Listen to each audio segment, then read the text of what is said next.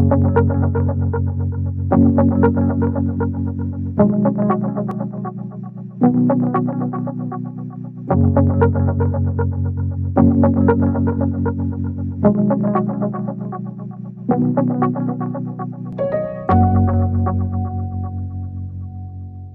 criminologie m'intéressait énormément. Alors, j'ai dit, tiens, je vais rentrer à l'université en criminologie. Je vais aller faire la crimino. Puis après ça, ben, je verrai. Puis, c'est ce qui est arrivé, c'est que j'ai fait 2 ans, j'ai fait la 2e année à l'université, la 3e année. Puis quand je suis sortie de là, il y a un journal, je suis allée dans un journal pour demander, voir si je ne pouvais pas, par hasard, leur donner un coup de main. Puis ils m'ont rappelé, puis ils ont dit oui, puis j'ai commencé à travailler comme journaliste. Ça n'a pas été très, très long. Et après ça, je suis allée vers les arts et spectacles. Et j'ai glissé vers les arts et spectacles avec plaisir parce que j'aime la musique, j'aime le théâtre, j'aime vraiment beaucoup, beaucoup de choses. J'aime la télévision, donc j'en ai fait une spécialité. Une fois à Los Angeles, j'étais avec un acteur qui s'appelle Morgan Freeman, que vous avez très certainement déjà vu dans des films, et c'est une star là, à Hollywood, tu sais, puis il venait de faire un film, et je me souviens, j'attendais depuis 3-4 heures pour le rencontrer. Puis quand c'était le temps, il s'est approché puis il a dit, écoutez, Thérèse, ça fait assez longtemps que vous attendez, venez donc prendre le thé avec moi.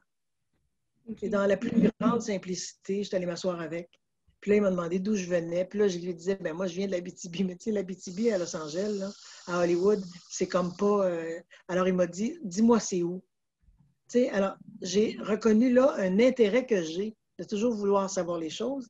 Et je sais, au moment où je te parle, que je n'aurai jamais assez de temps pour faire ou pour apprendre tout ce que je voudrais faire et apprendre. Tu sais, je le sais. Ça, je pense qu'en vieillissant, c'est quelque chose qu'on apprend. C'est quelque chose dont on se rend compte qu'on n'aura jamais assez de temps, que le temps sera... Tu sais, à un moment donné où tu commences à t'intéresser à quelque chose, puis là, tout à coup, tu fais « Oh non, mon Dieu! » Alors, c'est ça. Donc, cette curiosité-là a été satisfaite par mon métier de journalisme énormément, dans tous les domaines. Les journalistes n'ont pas la bonne cote aujourd'hui. Pour toutes sortes de raisons. Je pense qu'il faut évoluer avec notre temps, puis il faut aller vers ce que les gens veulent aussi, mais pas juste vers ce que les gens veulent. Il faut aller aussi, il faut avoir de l'audace, c'est-à-dire qu'il faut être là pour analyser l'information. Ça prend quelqu'un pour le faire.